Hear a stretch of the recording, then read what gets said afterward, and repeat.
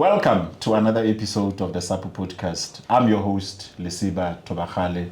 Today we will be talking to SAPS, or the South African Police Service, on the recruitment of the 5,500 police training in terms of the posts that were advertised. I've got a guest with me, Brigadier Bokaba, who has joined us from SAPS. Brigadier, welcome to the SAPU Podcast.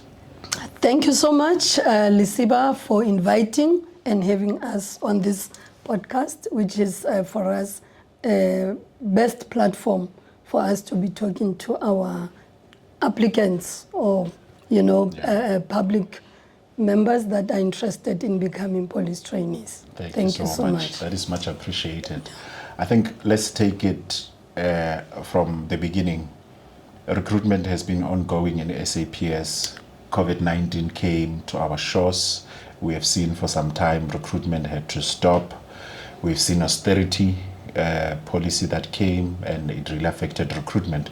But quickly, right after the COVID-19, during the State of the Nation address, the President announced the first 10,000 in terms of recruitment, to say SAPS will get 10,000 new recruits for a couple of number of years. I want you to take us through from there. Maybe let me first start by introducing myself. You said Brigadier Bokaba. Yes, I am Brigadier Bokaba.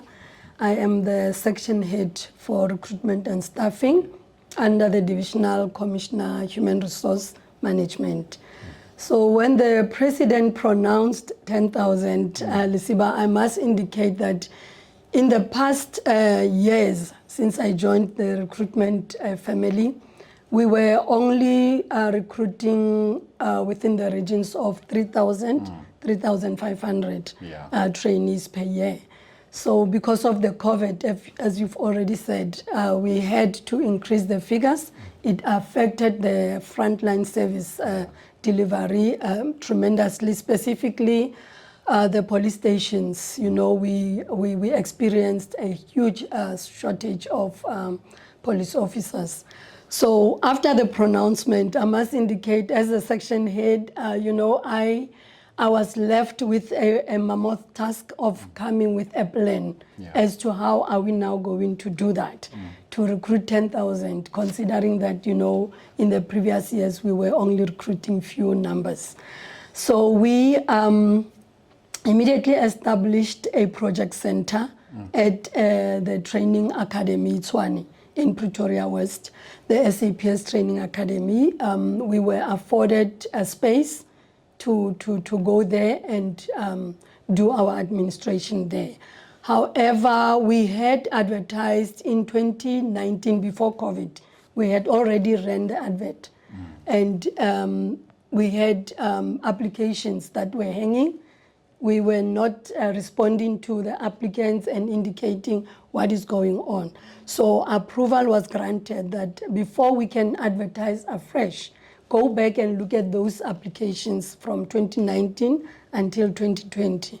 So we worked from those applications, and we were able to select, close to 15,000 applicants that were considered for the 10,000 posts. I must indicate that all the processes starts in the districts, in the various provinces, and my office from head office, we play a monitoring role. I think as we go on with the interview, I will, explain each stage. However, with the first 10,000, it was a mammoth task. And we followed the process, the recruitment process, the selection process.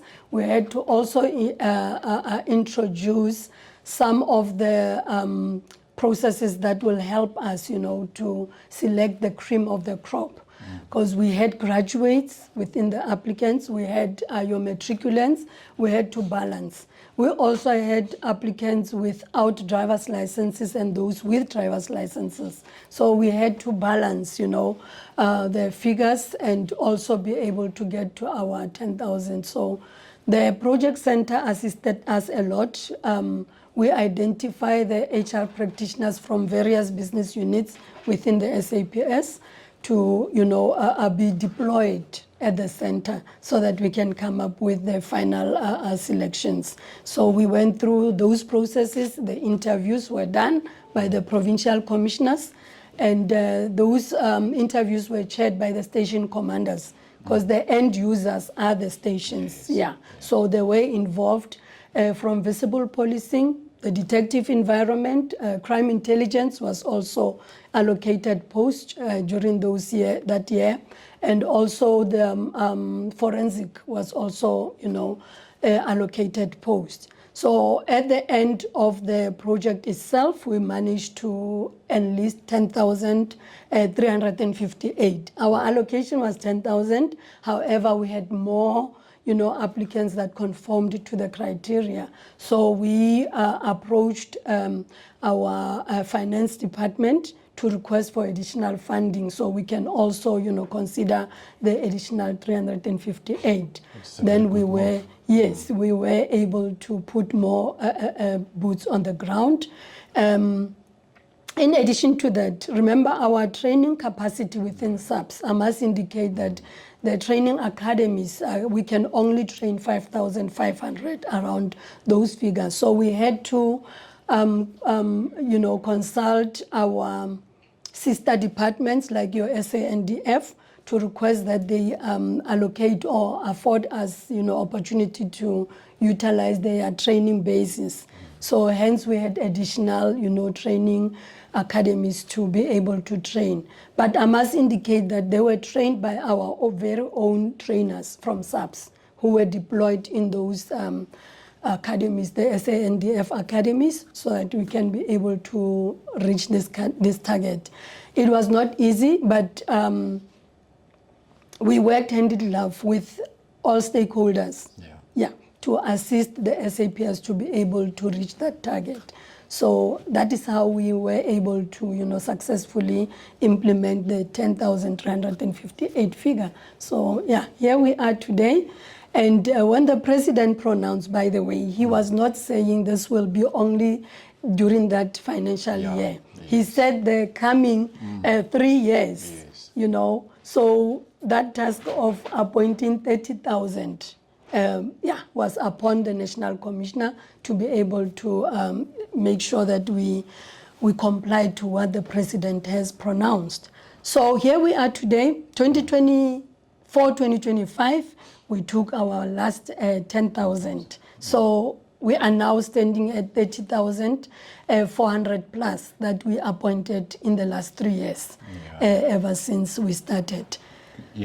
Maybe as we just as we are moving on, I remember even immediately during that period of COVID, there were also some appointments that were done, recruitment that was done for Public Service Act members, for our reservists, for the security officers. Maybe just to reflect a little bit on that, because at that time it was not quite feasible to recruit the young people from outside. Thus, then that recruitment had to come through. And then how did that one go? Okay, thanks for that.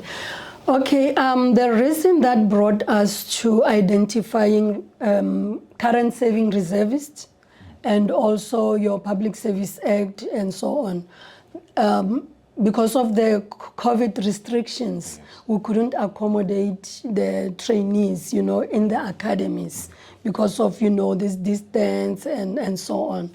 So our current serving reservists were already trained, to do policing work. And hence a decision was taken to say, because the 2019-2020 we couldn't appoint anyone. So in 2020, we appointed the reservists, we appointed current serving Public Service Act personnel, so that they can be absorbed into the Police Act, of course the entry-level constables, and also the security officers. Remember, the security officers were coming from the reservist pool. So before they were security officers, they were already trained reservists. So hence we could be able to appoint them. But from the public itself, we couldn't appoint, those applicants, because we couldn't accommodate them for training because of COVID-19. That project yielded positive results. We took over 2,000 appointments or constables during that year in order to make sure that the front line, continues to provide the service. So it also was a positive move for the organization. Yeah. Let's talk about the losses that SAP has suffered over the years. I think what warranted for the president at that time to really pronounce on the 10,000 for the next 3 years, it was to really try and deal with the losses thereof. Maybe can we reflect? I mean, even us as an organization, I think we were quite vocal, and we are still vocal about it, to say we still don't have enough, we still need more. Maybe to touch in terms of the losses that SAP has suffered over the years and the ever-growing population of South Africa. Of course. Both documented and undocumented. And also the evolving, there's new informal settlements that are established on a daily basis, and those people needs to be policed. So that is a fact. All right, in terms of the losses, each year we lose on average 6,500 members per year. So when we were taking the 10,000, we are actually replacing the losses for about, in average 6,500.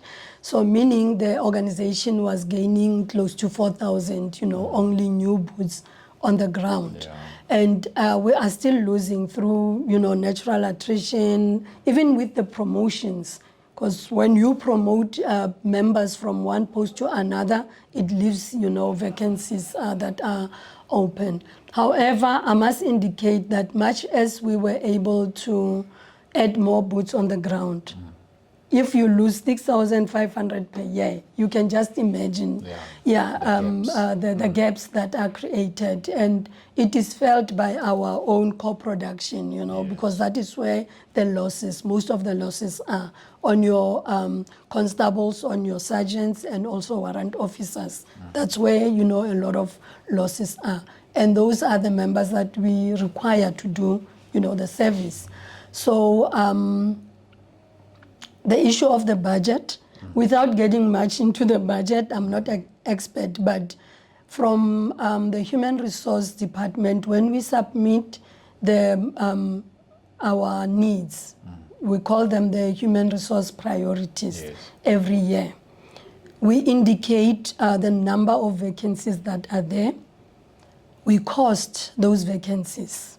Then we receive feedback from our finance department or division to indicate and say, no, this is how much the organization can afford for this financial year to, to fill those vacancies. I must say that we do not get the budget that is needed. When you compare the needs in terms of the vacancies versus the budget that were allocated, we can't. But then we look at the bigger picture, the economy of the country and so on, and see how much is it that Treasury is giving us. And we have to make do with what we can be given. So what we do as a department, we prioritize frontline. And we are not saying the support environment is not important. It is critically important because it's supporting frontline. However, we need to look at the posts that we can fill, as critical posts, your police stations, your station commanders, your commanders, posts that are there in our police stations. We need to prioritize those. Then I must indicate that our wage bill can only cater for about, and I will just say plus minus 187,000 personnel within the organization. However, the need is 287 plus. So that is reality. That is reality. But we have to make do with what we can allocate to the provincial offices. And I must say it's very difficult for the Division of Human Resource Management and the organization at large, because in every meeting that you sit, you get to hear the shortages, you know. And we try with the 10,000. I must say we submitted a business case, and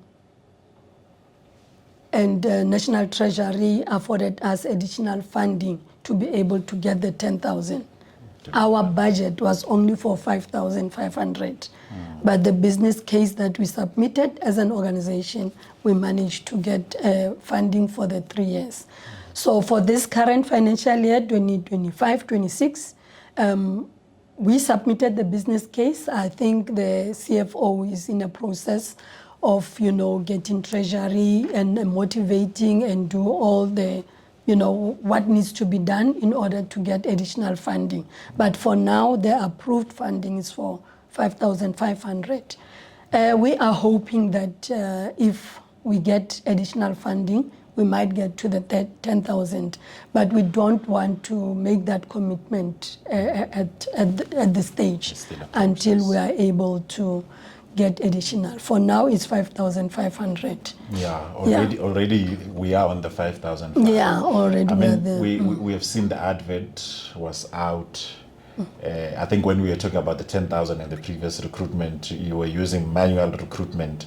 Yeah. Maybe before we touch the 5,005 of the current financial year, let's reflect on the task of the manual recruitment, and then we'll move to the e-recruitment. As you have introduced it, we must say that is the step in the right direction. But before we touch e-recruitment, how was the manual? The forms and everything. How difficult the process was at that time? Yeah. I want to take us from the point when we are advertising the posts. Yeah. Remember, we are saying to the applicants, the SAPS will provide you with the application forms. Yes. And that form is about 5-6 pages. And you can imagine how much money does the organization, spend in order to provide all applicants with the forms. That's number one. And also having to print, each applicant comes maybe 2-3 times to say, I made a mistake, print for me again, and so on. You must provide. Yes, we must provide the applications for free, of course, which is not free for the organization. Some of the districts will call me and say, we don't have paper. So I need to, make do and say, how can I assist the districts so that the project is successful? Then when they submit the applications, it's another issue because it's a manual submission, and we say 24/7, they must be able to submit. Yeah. Remember, after 4 now, the HR practitioners are not in the office, and when these applicants come, it's your police officers that are in the CSC, and we don't know what happens there. When they receive these applications, do they process through? It leads to also corruption when they make these applicants pay, to somewhere even selling the application forms according to their allegations. And also when we are now having to give, our role players or stakeholders the numbers to say, how many applications did you receive? It's a manual exercise, and we can't account for all applications that were received by their police stations, in a sense that as and when they submit, they're not captured.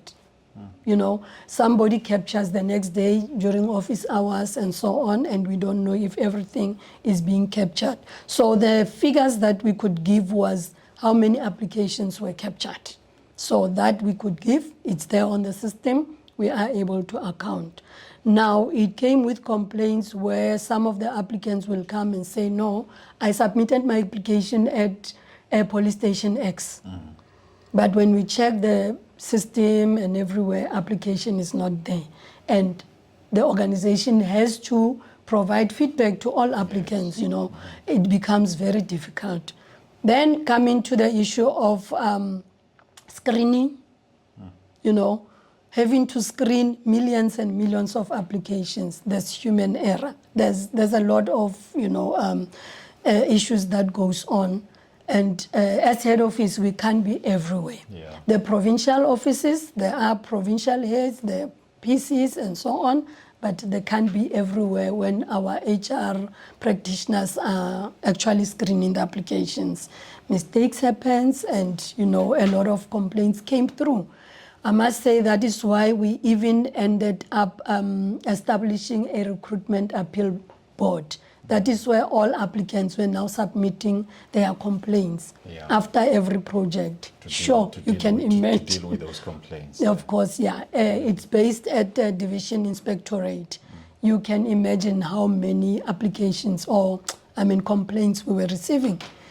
So we got to see that it's necessary to establish an online system that we can be able to account for all the applications. Now, head office level, after the provinces are done with their processes in terms of interviews and the likes, the files that must come to head office, that is at the Division Human Resource Management, plus minus 15,000 applications that comes there, then we have to select the 10,000. Or even in the previous years, when we were only taking 3,500, we were receiving a lot of applications. Yeah. So it was, manually, it wasn't, I must say it was a lot of challenges. I think clearly looking at the high rate of unemployment, now you advertise 5,500, and I know you received a lot of applications. I think let's touch on the introduction of e-recruitment and also those applications that you have received, to reflect on those just as we are going through the process that is unfolding now. Yeah, okay, thank you. Okay, as I've already indicated, the manual process, now we received complaints or concerns, let me say concerns, from the Portfolio Committee, Public Service Commission, and all the, environments that are dealing with the public complaints. And also yourselves as the, labor partners, you were raising a serious concerns to say, but this manual process is not working. So we started, let me say, more than 5 years ago to try and come up with means and ways that we can introduce the online recruitment system. So obviously we have to liaise with Treasury for approval.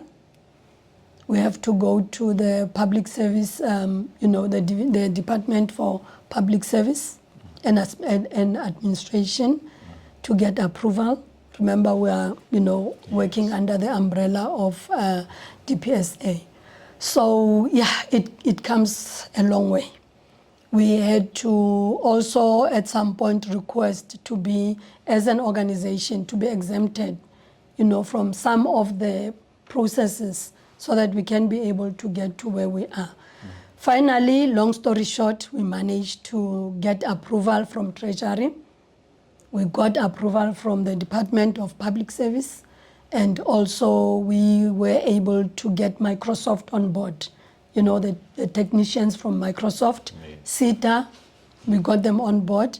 And there was a subcontracted also an organization that came in, ZQL, that was assisting with the establishment of the solution itself. Because as SAPS, we couldn't, we don't have that capability.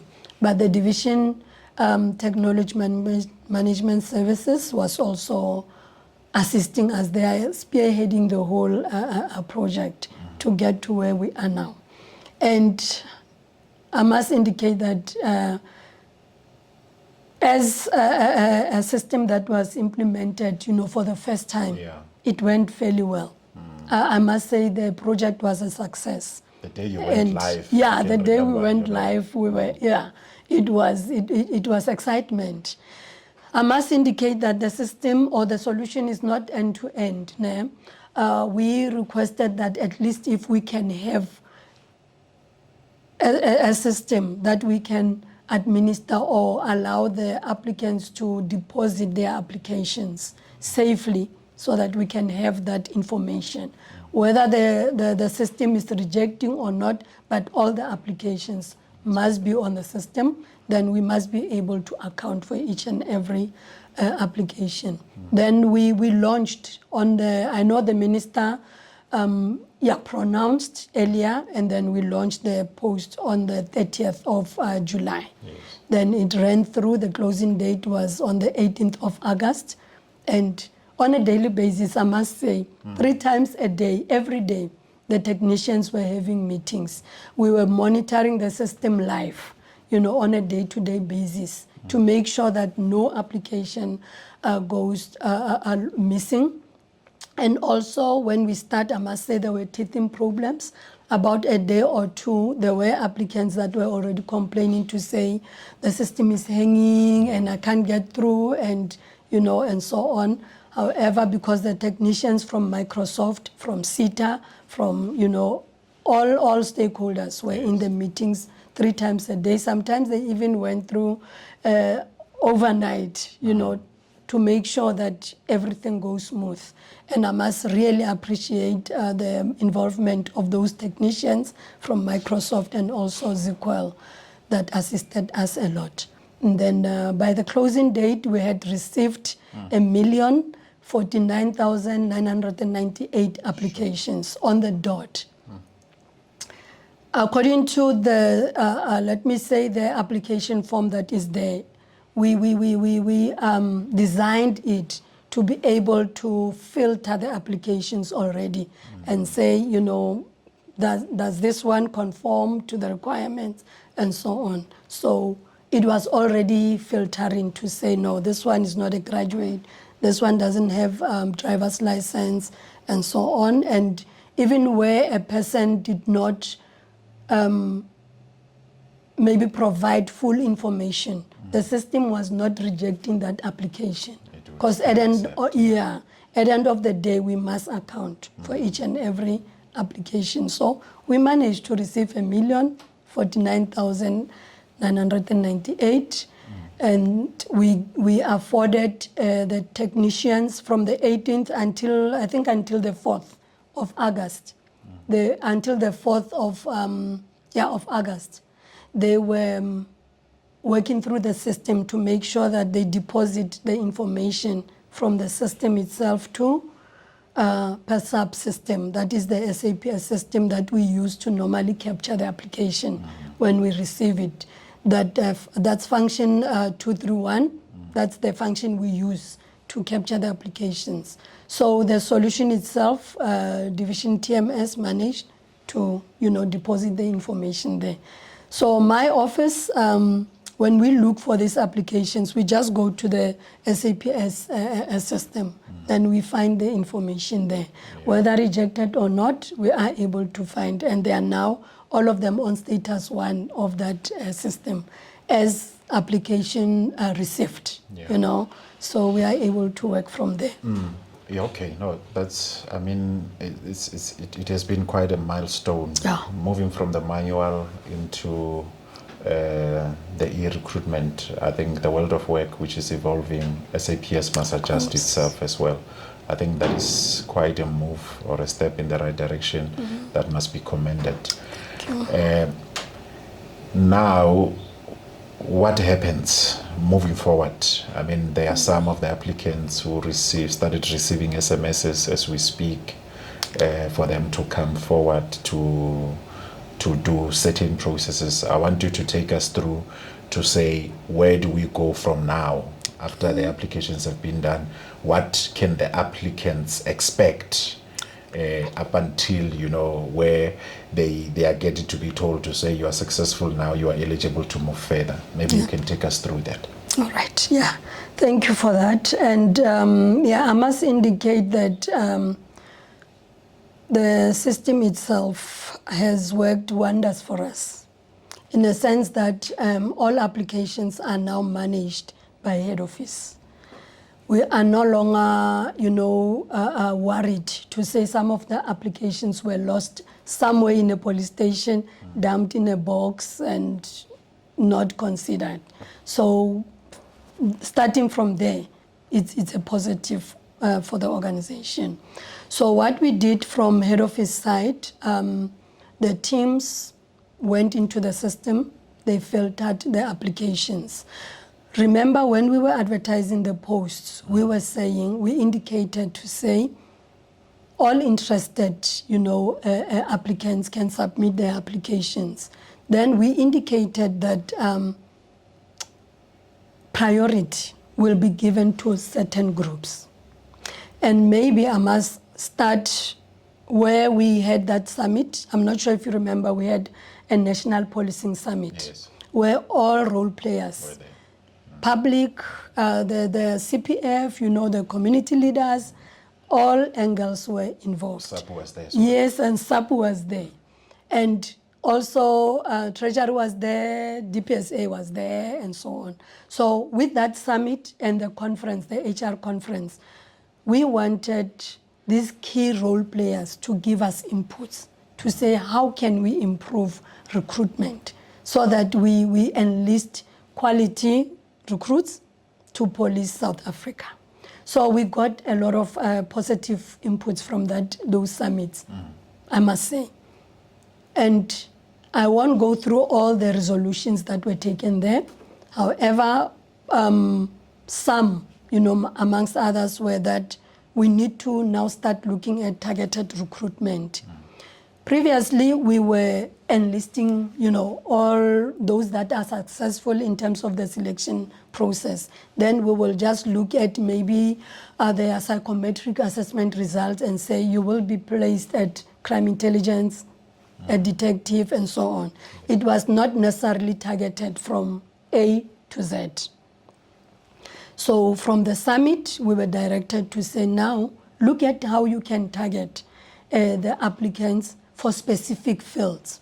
For instance, your DPCI, the Directorate, the Hawks, your crime intelligence, detective, to say what are the requirements. So after the summit, we consulted the end users. That is your divisional commissioner, HR, detective and forensic.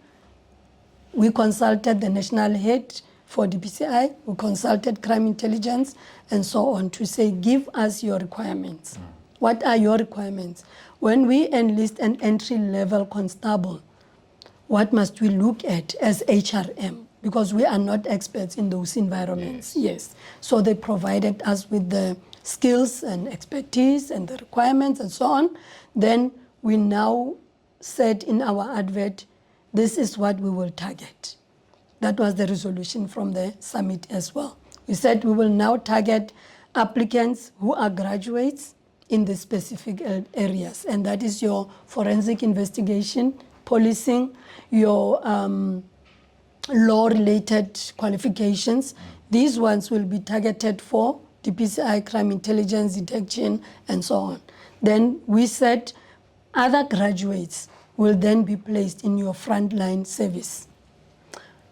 We are aligning ourselves to professionalizing the SAPS or the organization. Just like any other government department, we need to align ourselves. And I wanted to start there so that I can explain, the process forward.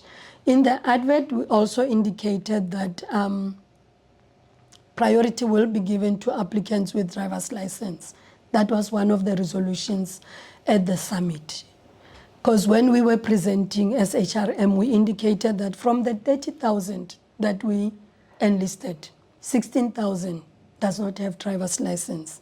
As a result, they can't function, to attend complaints and do all those critical issues that's needed to be done at the police stations. So the summit itself resolved to say, much as a driver's license is not a requirement, and I would like, this message must go across to say driver's license has not yet been advertised as a requirement.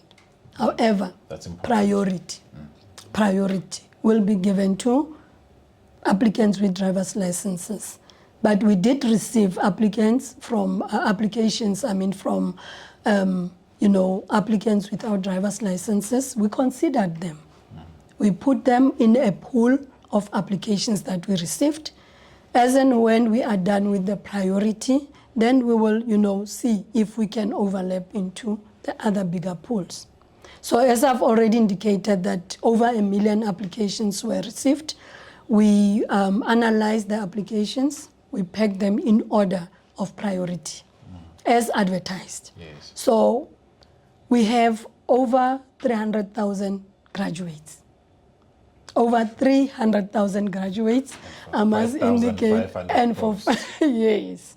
Then over 300 applicants with driver's licenses, you know. And so we had to analyze and peg them in order of priority. So what we did, we already created tables where we now were indicating or selecting the applicants who are graduates in the law faculty, policing. I must tell you, we are receiving applications from even, you know, doctors, people that have PhD, you know. It goes to show that the organization has a bigger pool to select from. Of course, we are an employer of choice. We also want the cream of the crop, you know. And we are also encouraging to say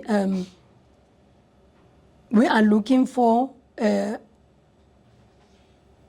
public members that really wants to serve the community and not only job seekers. Somebody raised at the summit, I think, to say, but is it not risky to the organization to prioritize graduates? And from where I'm sitting, Lisiba, I must say, from the experience in the recruitment space, that is not the issue. It's not risky because we have a lot of graduates. I'm a graduate myself. I'm not leaving the organization. I'm taking, you know, SAPS as a career of choice. Yes. So there are graduates from matric. They enrolled for policing, you know, a qualification. Masters in policing. They are now applicants as trainees, you know. So the answer to the issue of graduates is that we do have graduates who want to take the SAPS as an employer of their choice or career of their choice. So from there on, we have pegged the applications in order of priority as advertised. We have over 100,000 graduates with driver's license that we've already sent out the name lists to the provinces. So that is where that SMS is coming from. Yes, that's critical. Yes, the provinces were directed to invite those graduates to bring forth their original documents because we want to verify that what was deposited on the system is actually what we are looking for. Yes. As we were analyzing, I must indicate there were applicants that submitted your 6 months certificate and regard themselves as graduates. So the system takes it as such to say, okay, this person marked on the graduate column. So that is why the verification has to happen. In our recruitment processes, the verification processes in the previous years was not being done by virtue of saying we were receiving original applications, you know. Yes, of course, yeah. So because now it's a system, you know, generated information, we need to verify the documents. Hence, we introduced this process of verification of the information. They are invited, we started on Monday, to invite the graduates with driver's licenses at various venues in the provinces and districts, and even at the police stations for our HR practitioners to verify the documents and confirm to say, yes, indeed, this is a graduate, it's a 3-year diploma or degree and so on. And also there is a driver's license, which is, you know, still authentic. So yeah, that is what we are doing now. Hence the SMSs. Yeah. We are actually intending to finalize the verification process by the 12th of September. Okay. Yeah. And from there on, we will be inviting those applicants for psychometric assessment. The assessment is conducted by our in-house qualified psychologists or psychometrists that will be conducting the assessments. And the answer sheets, very important, the answer sheets are marked by a scanner at head office. So there's no psychologist that's sitting somewhere in the provinces marking manually. A scanner is marking those answer sheets. And I think it's important to get the message across, to say the psychometric assessment, it's not a test. That is why we are not saying psychometric test. It's an assessment. It has no right or wrong. And I'm not a psychologist. I can't go deeper into those issues. But the basic is that we are not marking that test. It's not a test. It's an assessment that is utilized to assess whether I can be able to function in a policing environment. Because there is a profile that is there that qualifies you to become a police officer. To be able to function, especially this post is for frontline service, delivery, where you come across gruesome, crime scenes, So the profile needs to assess whether you can be able to function. That's all. It's not that a person got it wrong or right, but it's assessing your ability to function in that environment, I think all applicants are getting it to say it's not a test, it's an assessment. Of course, Then from there, after this, the scanner has marked, and all those that are found to be fit, for that profile, are invited for physical fitness assessment. That as well is done by trained fitness assessors within the SAPS under the Divisional Commissioner, Human Resource Development. It's not recruitment. As recruitment, we are just facilitating the process, but the experts in each step are conducting those selection processes. So the fitness assessors are the ones that will be doing the assessment. I can't go deeper in there, but it's the physical ability of an applicant to be able,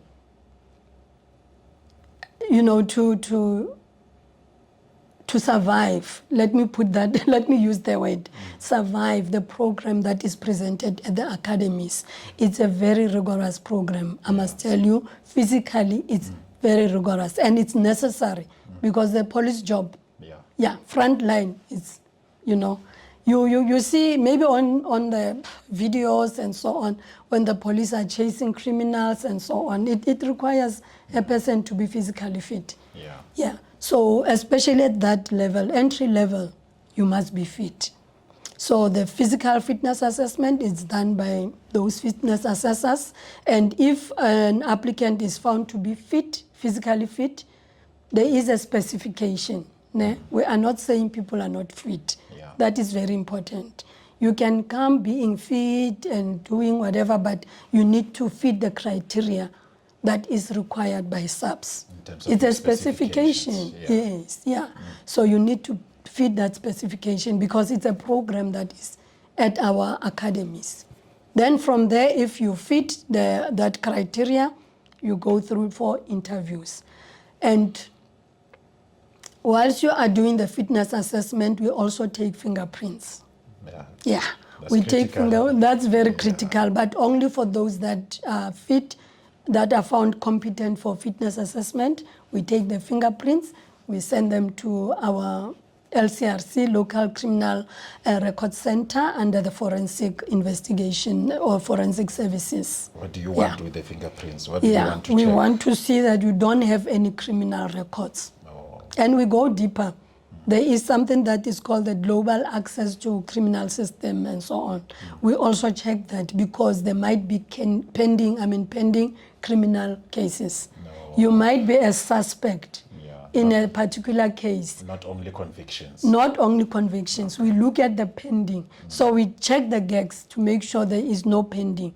Because if you have a pending case, it won't reflect on your APHIS. We call it the APHIS report on the fingerprints. So we look at that as well as part of the suitability checks now. Then we also do the interviews, whilst parallel to the verification, criminal records and so on, we do the interviews. Interviews, as I've already indicated, they are chaired by our station commanders in the districts. Those panels, we also include detective, environment, crime intelligence, and HRD as the trainers. Yes. We include them. And HRM plays a role of administration in those processes. So I can't be a referee and a player. Yeah. I only facilitate the process, and the experts, do the selection process itself. After the interviews, we established the Provincial Recruitment Board. The board is chaired by the Provincial Commissioner.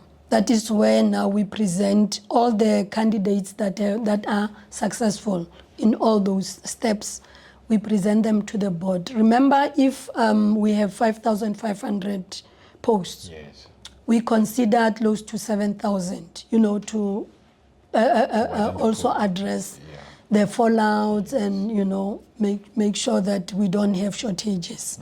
So we will present those names per province, meaning the DPC for HRM in the provinces will be the one presenting to the PC. Now, what is the composition of this Provincial Recruitment Board? It's the PC or DPC HRM chairing. But maybe for it's also legal. Maybe for the sake of our viewers, maybe let's have it full. Full is sorry. Yeah. The Deputy Provincial Commissioner for Human Resource Management and the Provincial Commissioner, that is the PC. Yes. Chairing the board. And also in the board itself, there's a Community Policing Forum.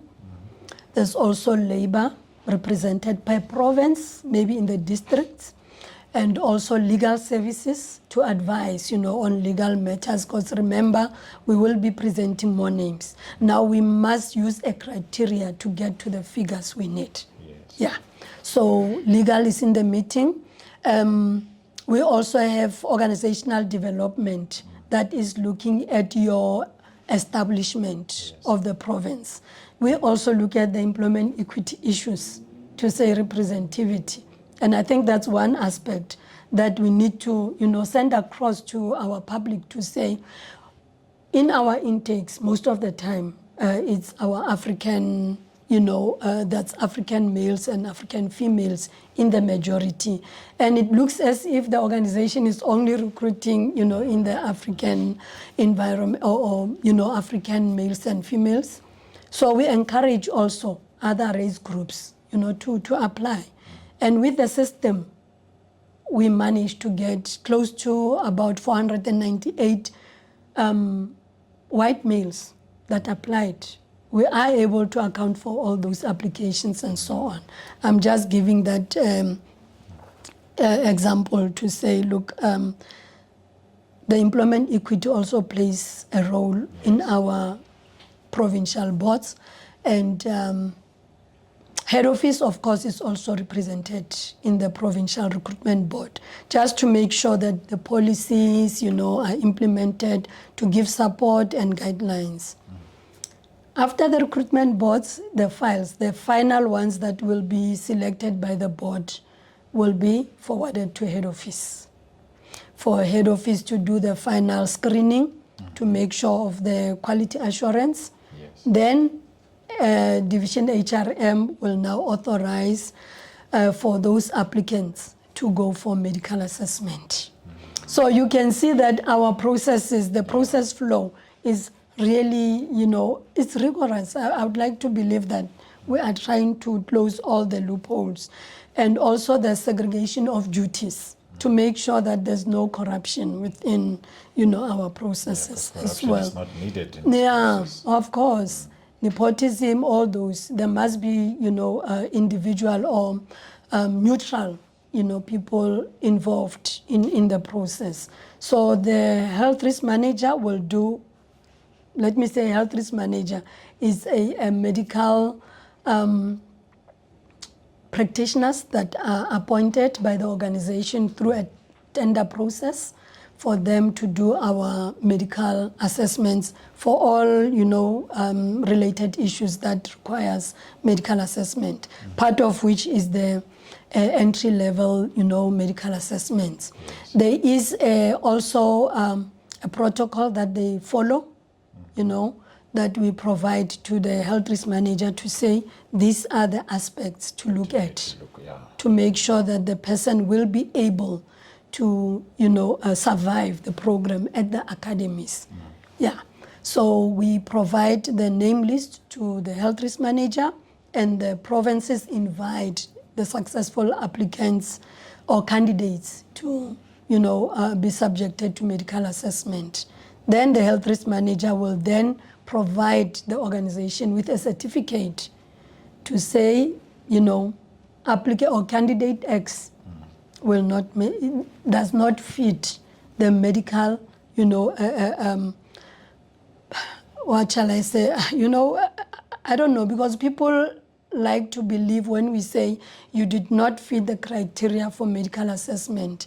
And they say, but I'm not sick. We are not saying people are sick. No. When the health risk manager recommends in terms of the specs, the specification, the medical specification for the program, we are not in any way saying the people are sick. However, we are looking at the specification at the academy. One is not supposed to be having chronic conditions. Why? Because of the program itself. It's physical, rigorous, and we don't want to find ourselves putting the applicants at risk. Very critical, the issue of applicants, the females, pregnancy. I know we have been having negative feedback to say, but we are discriminating against, pregnant applicants or candidates. However, we don't want to put the applicant at risk together with the unborn baby. The physical fitness program is of such nature that you need to be physically fit to be able to do whatever that will be required of you. They jump over halls, they do serious physical activities that requires one to be fit. Then once the health risk manager has indicated the candidates that are medically fit to go through the program, we do the final screening, to check that everything is in order. And then that is where from head office side, we provide what is called provisional confirmation. And we call it provisional confirmation. It's a list of candidates that even, fit the medical profile. We send back to the provinces to say these are your provisional, applicants or candidates that are successful so far. And it's a provisional confirmation because there might have been issues that came up as we are busy with the selection process. And we do pick it up that after we have announced the names, then there is one candidate who has now picked up a criminal, case. For some reason, maybe they assaulted somebody. I was celebrating that I got a job, and then I went, we celebrated. Somebody did this, and I assaulted that person. We pick it up. It will be very much unfortunate. So we pick it up, and we have to remove that candidate from the list. That is why most of the time you find that a person says, I was on the list, I was removed at the academy. It is, in most instances, the cases that they pick up, the period leading to reporting at the academies. those are the issues. And we always encourage, as and when we go through the steps, they sign an undertaking to say this is still a selection process. I have not yet been selected, you know. And at the end of the day, we encourage them to say, please make sure you stay out of trouble. Yeah. We stay away from anything that will hinder you from reporting for the program. It's a period of you just hold it together. Exactly. So the final stage is that of the medical assessments, and we release the list. Then we release the call-up instruction to say these are now your successful candidates that can be enlisted to become the trainees at the academies. Then I hand over to the Division Human Resource Development, you know, to continue with the training. So that is where it's ending. But for now, for applicants who are interested to know, you know, what is the current process, we are still in the verification process, and we are calling in batches. The applicants, it's very important to note that we will be calling in batches, you know. Not at the same time. Not at the same time, One of must not course. receive an SMS and think that, it means I'm out. Exactly. Okay. Yeah. Then already there are applicants that are making inquiries with my office to say, but I'm not hearing anything. We go onto the system and check if the application is loaded. And that is very important. Then we indicate, we provide feedback to the applicant to say, you are still on status 1, meaning on received. Then as and when we will contact you as and when. But important in the advert, we also indicated to say, should you not be hearing from us within 3 months, please accept that your application has been unsuccessful. Now, it's very important to understand as an applicant that if the organization or a department receives over 1 million applications, not everyone will be appointed. It's very critical.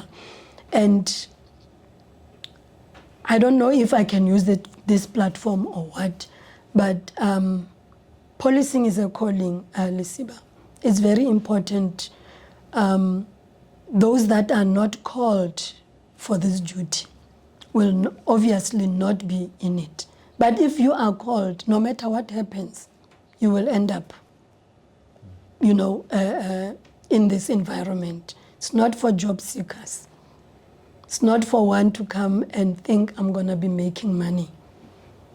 Even if you are a graduate, for the 9 months or the period that you are in the academy, we are giving you a stipend of 4,500.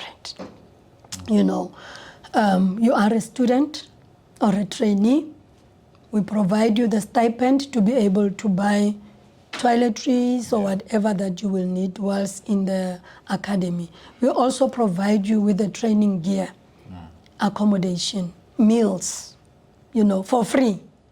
So the stipend is just for you to get by.